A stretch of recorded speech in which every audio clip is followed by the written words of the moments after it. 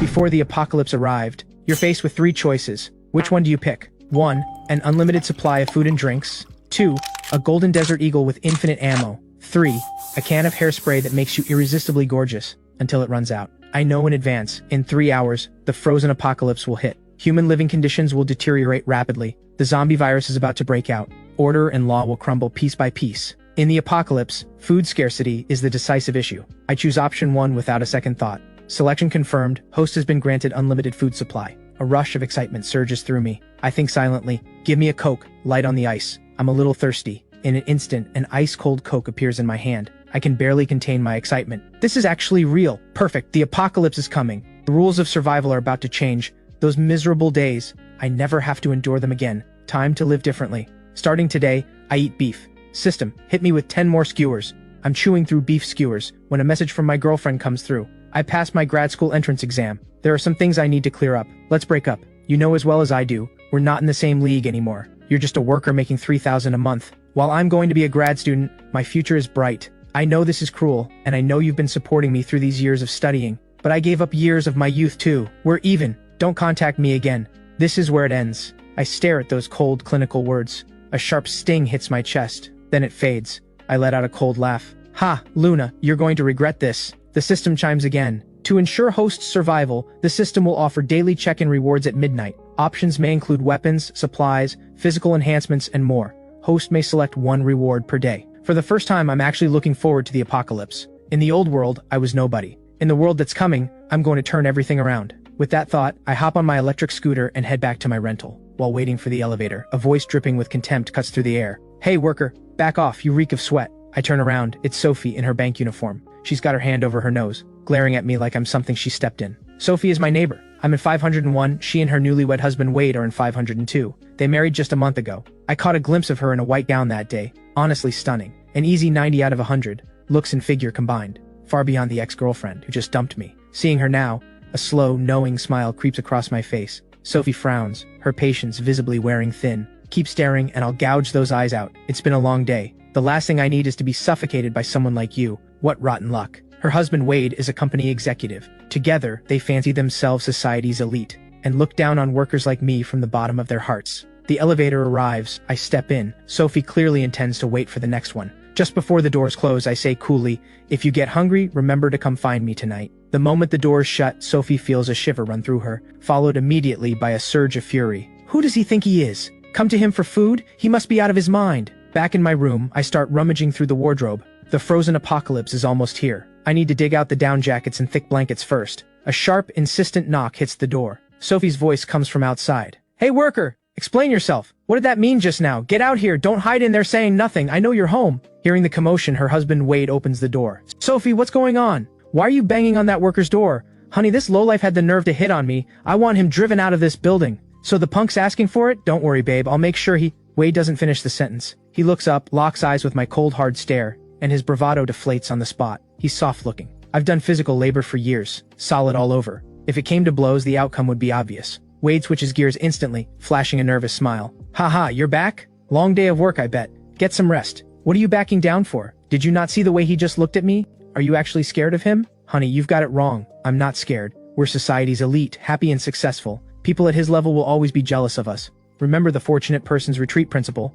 We're the ones who have it good. In situations like this, it's best to just take a step back. I've pulled out every thick blanket I own. I sealed the doors and windows and quietly wait for the apocalypse to arrive. That night, a sliver of icy wind sneaks into what was once sweltering air. The sky begins to release heavy flakes, then the snow goes berserk, pouring down like a flood. In just 30 minutes, the temperature plunges from 30 degrees to 0, and it keeps falling. At the same time, a spark of delight ignites in my chest. Midnight. Today's daily check to in rewards are as follows. 1. 10,000 thermal suits made from special materials, capable of withstanding -100 degrees. 2. A wireless battery pack compatible with all electronic devices. 3.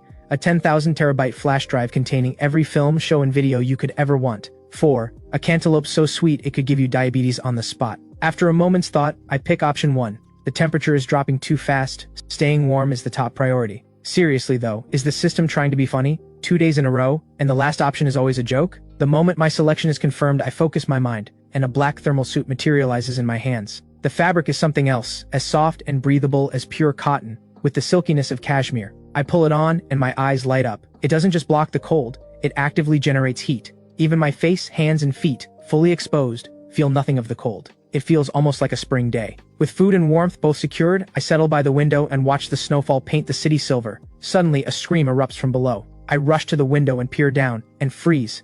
A young man's face is split open with a crack, and every patch of exposed skin on his body is covered in the same fractures. The crowd around him scatters in a panic. Less than 30 seconds later, the man's eyes go wide, and he hits the ground, motionless, stone dead, and he's not the only one. Within minutes, more and more people find the same cracks spreading across their skin. The whole complex erupts into chaos. I narrow my eyes, studying the victims carefully. Every single one of them had been playing in the snow. Could the snow be toxic? Cracks appear within 5 minutes of contact, and death follows in under 30 seconds. The question is, can the toxin spread from person to person? I let out a slow, sharp breath. Brutal. In just this short window of time, over a dozen people below are already gone. I open my phone. Terms like toxic snow are already dominating the trending searches. The building group chat has exploded. Is anyone there? Someone save the children. What is happening to this world? This is just temporary. I know we'll be rescued. Does anyone have water or food? I'll pay top price. The smart ones can already sense it. This isn't a disaster that's going to just blow over. The snow has been falling for only an hour and it's already half a meter deep, with no sign of letting up. I check the doors and windows, making sure no snow can drift inside, then lie down with an easy mind. The next morning at 8 o'clock, I wake up right on time. I walk to the window and look out, and can't help but stare. The bodies from last night are completely buried. The drifts have risen above the first floor. The temperature has dropped to -30. The one small mercy, the snow has paused for now. No telling when the next wave will hit. I check the utilities inside. No surprises there. Water, electricity, and gas are all out. The cold alone is terrifying enough. Now there's no power on top of it. In this kind of cold, all people can do is bundle up in down jackets and tough it out. How many will actually make it? A lot of people are probably going to freeze to death today. I'm completely unfazed. I'm inside eating hot pot, sipping hot tea, casually scrolling through the building group chat. After a night of torment, a lot of voices in the chat have gone silent. Poisoned, frozen, hard to say. Only a few scattered distress messages remain and no one is answering them. I spend the entire day indoors.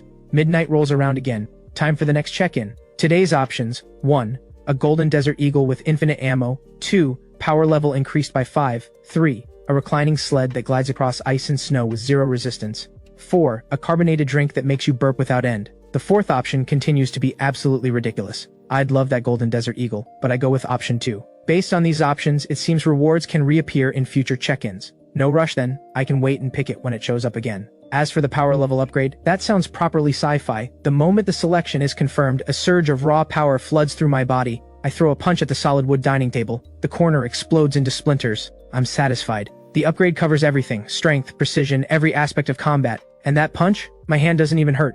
3 more days pass.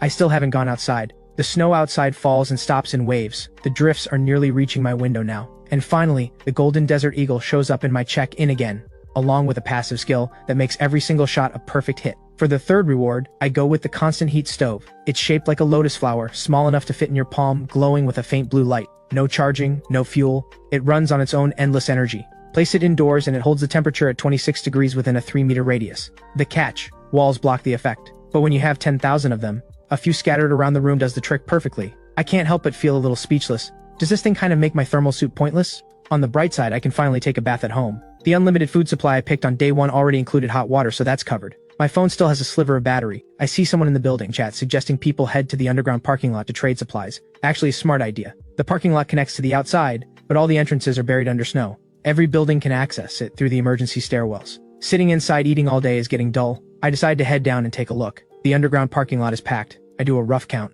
The whole complex has 15 buildings and over 3,700 residents. Only about 600 have come down here, which means in just 5 days, the complex is lost. Though that's not quite the whole picture. The snow started in the dead of night, so most people never touched it. A lot of families probably still have stockpiles at home, and don't need to come trade just yet. Phones for bottled water, cigarettes for instant noodles, a chicken leg for fever medicine. Most people are bartering for food and water. A few are desperately trying to get medicine for sick relatives. The sudden temperature drop has put a lot of people down with colds. Most of the bottled water is frozen solid, but it melts enough to drink if you wait. That's when I spot Wade and Sophie. Laid out in front of them, gold and silver jewelry. It looks like Sophie has pulled out her own wedding jewelry just to survive. But it's been days into the apocalypse, and everyone here already knows that gold and silver mean absolutely nothing now. In the old world, money could get you anywhere. In this world, no one gives them a second glance, money or not. Sophie looks up and sees me watching her, grinning. The words I said in the elevator flash through her mind. If you get hungry, remember to come find me tonight. Did he know the snow was coming all along? I don't go over. I keep wandering around. Then I spot a woman, looks and figure every bit as good as Sophie's, and my eyes light up. She's huddled alone in a corner with nothing in front of her but designer bags and makeup, just like Sophie's jewelry, completely ignored. I watch her while listening in on conversations around me, piecing together a few useful pieces of information. First, the toxin in the snow only spreads through direct skin contact. It does not travel through the air. That's a relief. Otherwise, who would dare crack a window? Second, someone desperate enough to try found out that, as long as your skin never directly touches the snow, you can move through shallower drifts. The problem is the snow in the complex is already over 3 meters deep. No one can walk out to search for supplies. Some people are talking about rigging up vehicles with whatever tools they have at home, hoping to drive their way out somehow. I think that's delusional. With snow this deep, even an excavator would struggle, let alone a regular car. It shows just how desperate people are getting for supplies. The third piece of information gives me pause. Every person killed by the toxin has pupils that have turned gray-white, and every single body is frozen in a grotesquely twisted position. Horrifying to look at. What if all these corpses end up turning into zombies? The more I think about it, the more likely it seems. Once the weather warms up, these frozen bodies thaw out and there's a real chance they come back. Looks like anytime a power level upgrade shows up in future check-ins, I should just take it. The stronger I am, the better my odds of survival. Just then, a woman sidles up beside me and murmurs, "Hey handsome, these are all high-end designer bags. Real money spent. Can I trade them for some food? These are worthless now. You got anything actually useful?" Julia's expression stiffens. She knows it. Designer bags are worth absolutely nothing right now.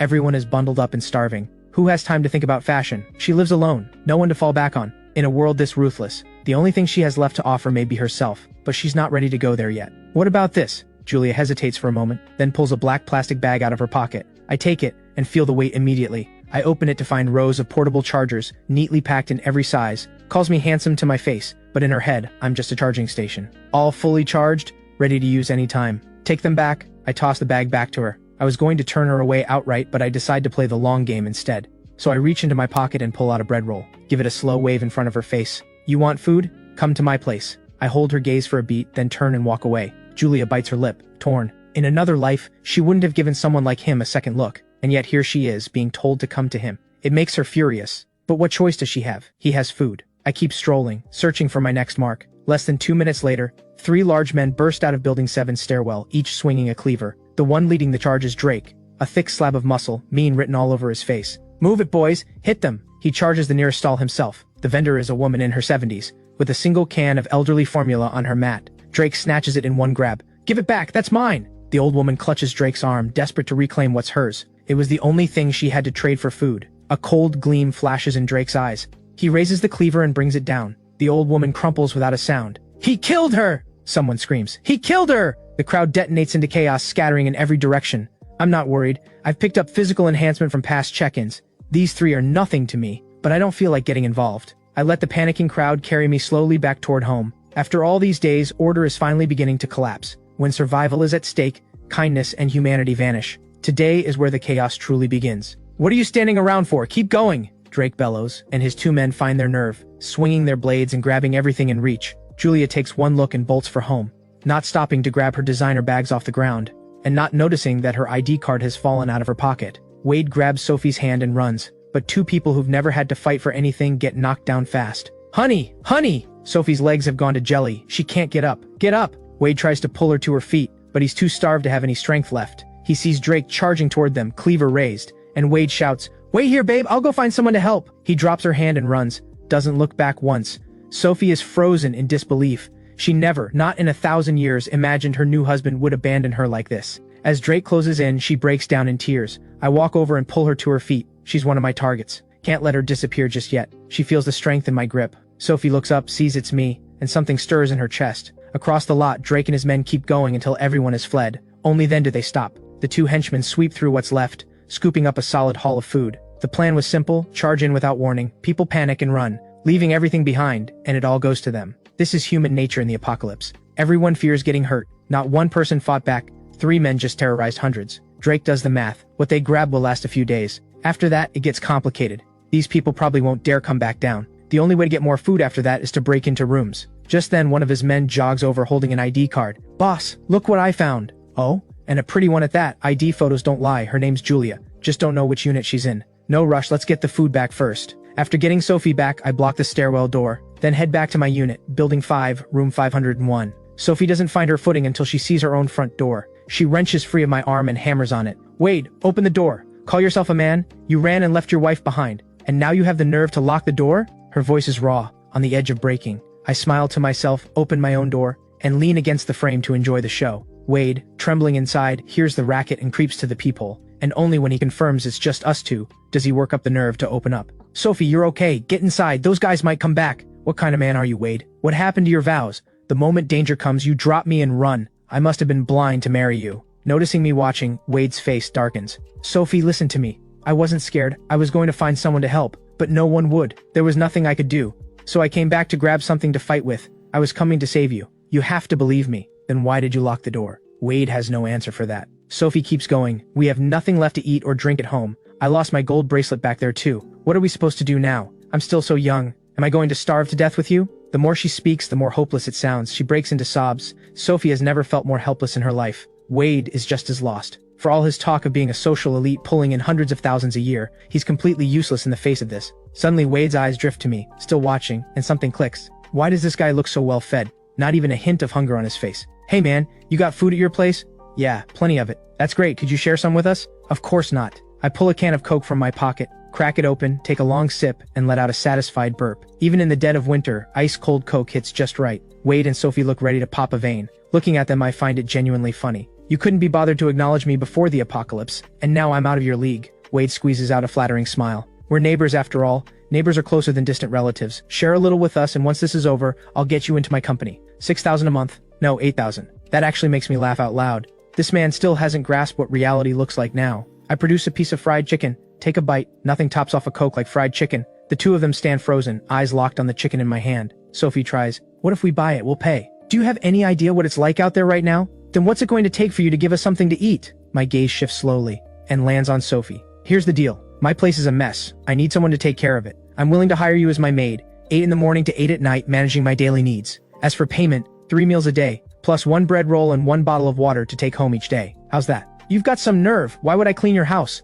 I'm a member of society's elite. You're a delivery worker. You want me to be your maid? Are you joking? Absolutely not. What if I help out too? Both of us clean for you. Guaranteed spotless. Other men aren't welcome in my home. Suit yourself then. I close the door. I've got food, drinks, and warmth. I can afford to wait as long as it takes. That evening, I get a craving for hot pot. I set one up. Beef, lamb, crawfish, the works. Next door in 502, Wade and Sophie sit in dead silence. Everything edible in their home is long gone. They're too hungry to sleep. What? Is that hot pot I'm smelling? Am I so hungry I'm hallucinating? They look at each other, stomachs already touching their backbones, and the aroma hits them like a gut punch. It's unbearable. Wade quietly opens the door, confirms the smell is definitely coming from my unit, and his mind starts working. Honey, maybe you should just go help him out. Wade, do you hear what you're saying? You abandoned me to save yourself this afternoon, and now you want me to walk into another man's home alone at night? Sophie, calm down. You're just helping with the cleaning. If he tries anything, you shout, and I'll come rushing in to save you the second I hear it. Sophie no longer has the energy to argue. The chill in her heart is colder than the air around her. She thinks back. He had status, manners, warmth.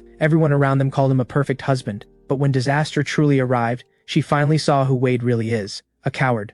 Heartless. Willing to sacrifice his wife for a mouthful of food. And he always has to wrap it in a layer of self-righteous excuses. Seeing Sophie's expression, Wade scrambles to explain. Sophie, that's not what I meant. Trust me. Remember what I said? The fortunate person's retreat principle? We're the lucky ones. All we have to do is take one small step back. One step back? You're sending your own wife out the door? Is that your step back? Drop the act, you're a coward. If you had any backbone at all, you'd go out there and grab some food instead of standing here lecturing me. That's not it, honey. Just let me explain. No need. I'm going to him. Wade reaches out to stop her, then lets his hand fall. Sophie sees that he has no real intention of stopping her. Her heart goes completely cold. I'm inside tearing through slices of meat, washing it down with ice-cold beer. A knock at the door. I check the peephole. Sophie. A quiet, unreadable smile crosses my face. I open the door. I'm here to be your maid. The rich scent of hot pot rushes out to meet her, and slowly it coaxes her frozen heart back to life. Maybe following this man is actually a way out. At the very least, she'll survive. But how strange. It's freezing outside, and he's barely dressed. Doesn't he feel the cold?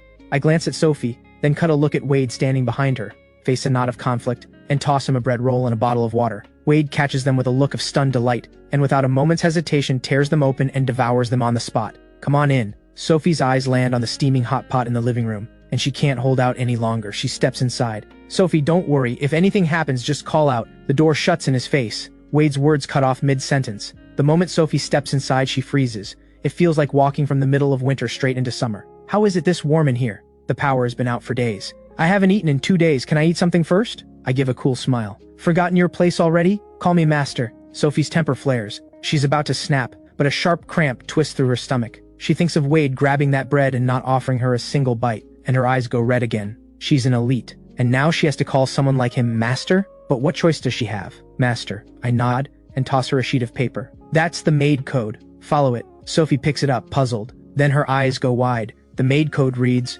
Rule 1. The maid must wear the designated maid uniform at all times while on duty. Violations result in a 1-day suspension. Rule 2. The master's word is law. Talking back results in immediate dismissal. Rule 3. The maid must greet the master upon his return with a formal bow. Violations result in a 1-day suspension. This is outrageous. This is an insult. I'm going back. I watch her with cold, steady eyes and draw the golden desert eagle, leveling the barrel at her back. Anyone who won't cooperate is a liability, sooner or later. No need to keep them around. Sophie reaches the door. Her hand stops.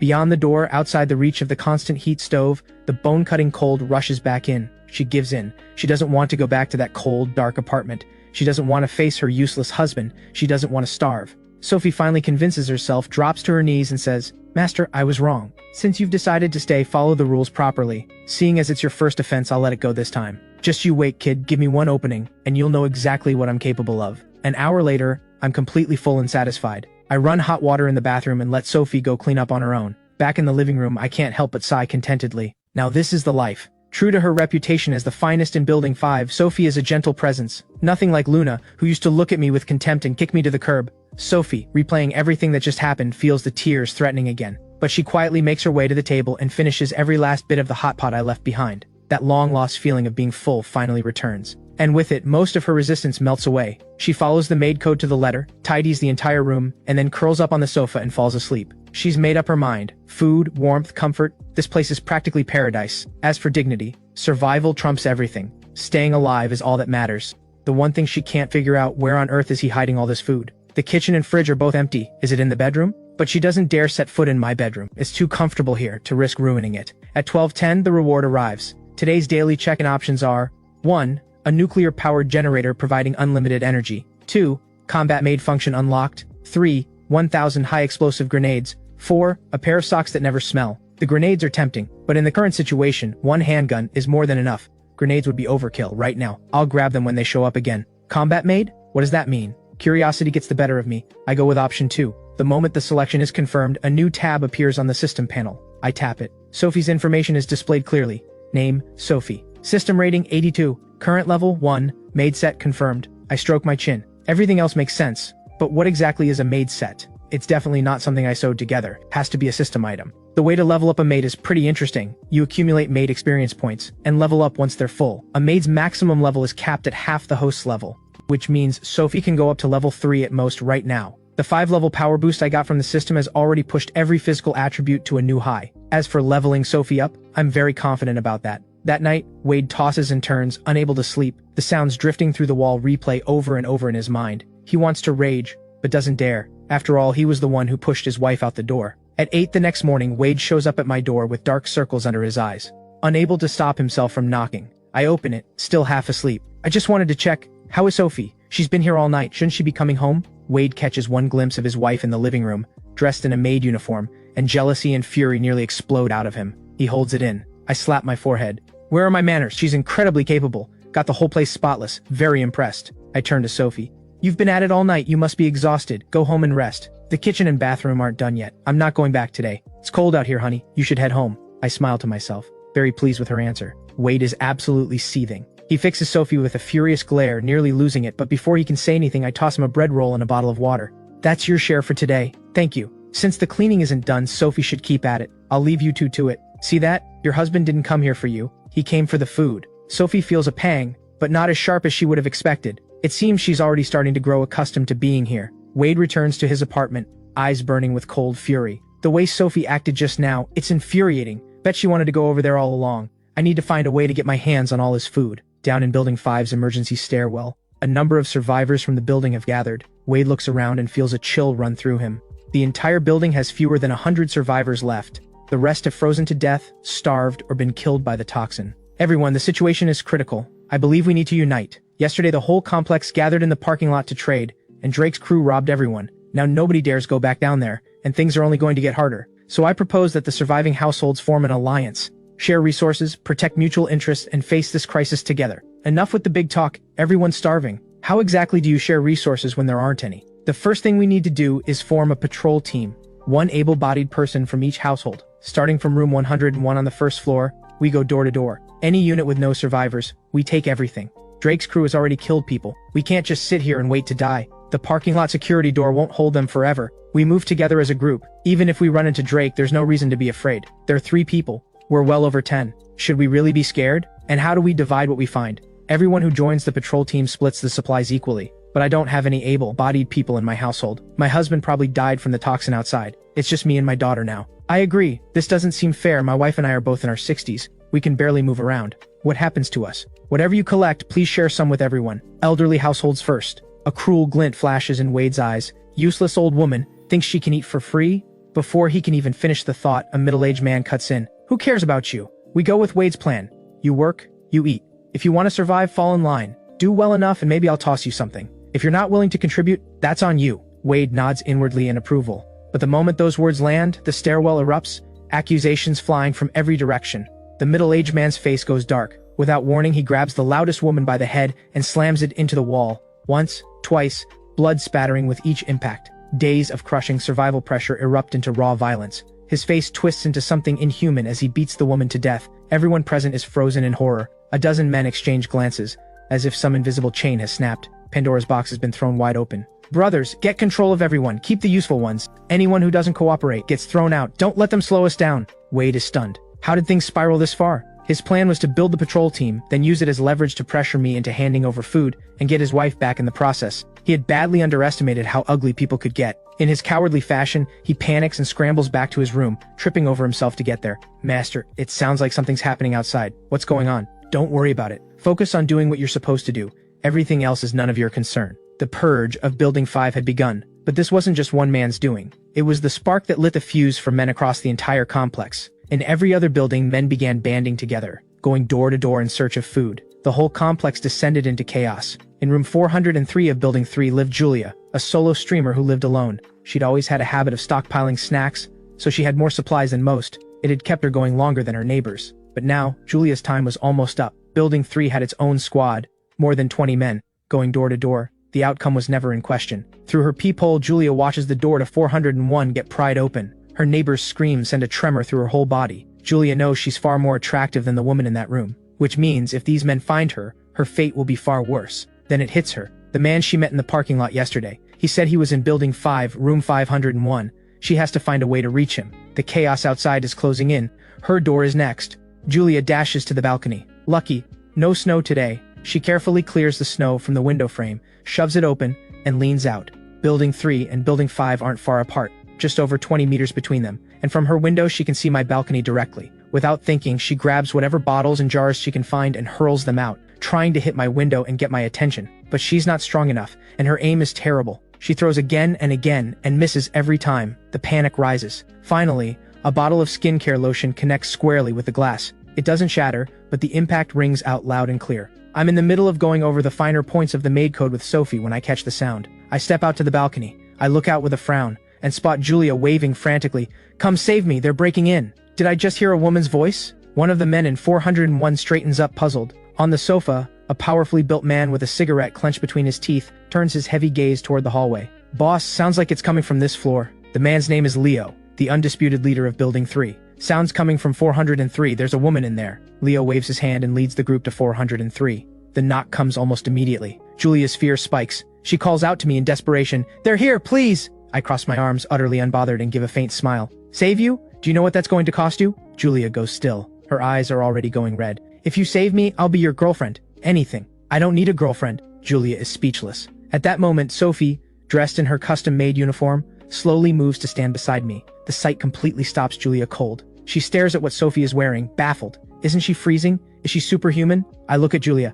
I can save you. Same terms as her. At that moment, the door is pried open. Leo charges in with his men, and spots Julia right away, leaning out the balcony in desperation. Stay back. Relax. I'll make sure they take good care of you. I agree. I'll do whatever you want. Just like her, I'll do it. Following this man, she'd only have to deal with one person. If she fell into the hands of these men, there was no telling how many she'd have to face. Leo frowns, striding toward Julia. Who are you calling out to? His hand hasn't even reached her when he looks up in alarm. A young man in the building across has climbed onto the window ledge, poised to jump. The next second, boom!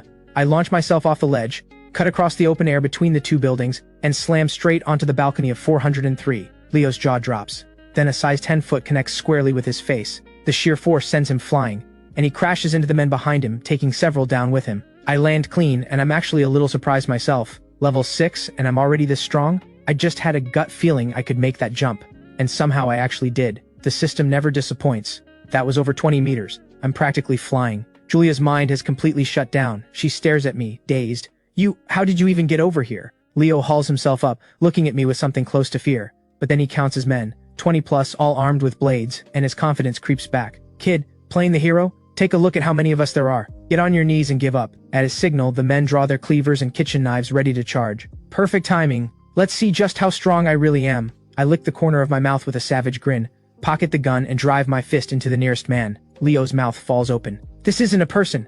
The destructive power is completely off the charts. Julia's eyes roll back. She passes out cold. Even I stare at my fist for a moment, a little stunned. Then I pick up the cleaver that clattered to the floor and give them all a cold smile. Delivery's here, gentlemen. Time to send you on your way. My voice lands like a whisper from the devil himself. Someone screams, and the whole crew collapses, surging toward the door in a stampede. Leo is the first one out, but 20 plus people all cramming through one door at the same time? Not exactly a clean exit. The chaos is total. I don't concern myself with the details. Only about half make it out. I step out of 403 into an empty hallway and toss the battered cleaver aside. The door to 401 is wide open. A woman barely clinging to life drags herself to the doorway and struggles to call out to me. I glance over. She looks to be in her 30s or 40s, but she's already at death's door. This is probably her final moment of clarity. Please, my daughter. She looks up at me, a flicker of desperate hope in her eyes. Not interested. I turn to go. The light in her eyes dies quickly. She lifts her head and lets it fall hard against the floor. Life is draining out of her, but the words she forces out stop me in my tracks. Jiangcheng Institute of Technology. She doesn't finish the sentence. She's gone. Jiangcheng Institute of Technology? I narrow my eyes. Now that has my attention, because my ex-girlfriend Lily was at that school. I look at the woman's body for a moment, let out a slow breath, and step inside her apartment. Her husband is already dead in a pool of blood, eyes wide open. I quickly find a family photo, the three of them together. My eyes light up. The daughter is stunning, radiating youth, with 2 small dimples when she smiles. Campus beauty material, easily. I also learn her name, Chloe, 19 years old, a second-year student in the media school at Jiangcheng Institute of Technology. Good. Once I can get out of here, I'll head to Jiangcheng Institute of Technology. Let's hope she's still alive. And Lily, you'd better be alive too. I pocket Chloe's photo, head back to 403, and shake Julia awake. Julia's eyes flutter open, and the first thing she sees is me, covered in blood, standing in what looks like a scene straight out of hell. Don't scream, too noisy. That snaps Julia fully awake. She stares at me with wide, fearful eyes, trembling head to toe. Come on, we're going back. I get up and head for the door. Julia takes in the room full of bodies and feels sick, her legs going weak beneath her. But I'm already out the door, and the fear of being left behind gets her moving, crawling on all fours if she has to. She can't stay here. She has to follow me. This time I don't jump. I take the stairs like a normal person, planning to cut through the underground parking lot. Out in the hallway, Julia spots the woman from 401, and a wave of cold sorrow washes through her. In the apocalypse, women have only 2 fates. Either find a powerful man to stand behind, or be broken by a group of them. There is no third option. With that thought, Julia feels a surge of relief that she chose to follow me. Without me, her end would have been far worse than this woman's. Something clicks into place inside her. Strength returns to her legs, and she quickens her pace to keep up. We've barely stepped into the underground parking lot when we hear voices. These people are smarter than I thought. Every building has its own crew now. Not a single hall to show for it. Drake rubs the bruise on his forehead, looking absolutely miserable. He'd gone to another building with his 2 men and walked straight into a counterattack from more than 10 people. Barely made it out. He never imagined that his own actions, being the first to kill and steal, were exactly what inspired everyone else to follow suit, creating the very situation that now has him cornered. Boss, what do we do now? How should I know? He genuinely has no answer. Building 7, his own building, is showing signs of organizing too, which means the 3 of them are now sitting targets. Zane is about to say something when he suddenly hears footsteps and spins around. Who's there? Just passing through. I'd already spotted them. I say it calmly. Julia recognizes them instantly and ducks behind me, desperate not to be seen.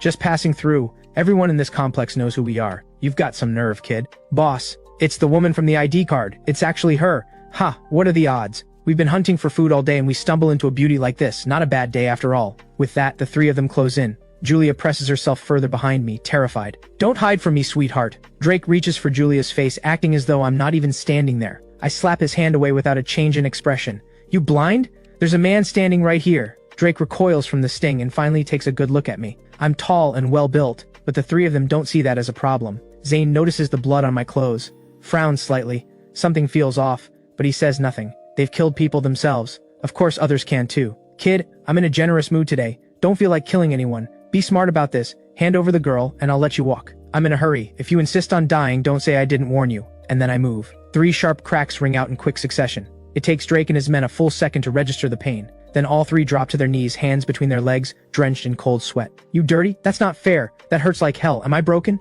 Julia's eyes are practically sparkling. He really is incredible. I turn to look at her, and casually pull the golden desert eagle from my pocket, holding it out. Go ahead, finish them. Julia freezes. Wringing a chicken's neck, maybe. But 3 living people? Is he serious? Hurry up. If you want to be my maid, you need to be able to kill. I don't keep dead weight. I press the gun firmly into her hand. The golden desert eagle is heavier than she expected. The cold metal against her palm makes one thing instantly clear. This is not a toy. It's a real gun. Aim at your target, index finger on the trigger. I walk her through it patiently. Julia looks deeply reluctant, but she meets my sharp gaze and says nothing. Drake sees the gun pointed at him and assumes it's a toy and can't help sneering.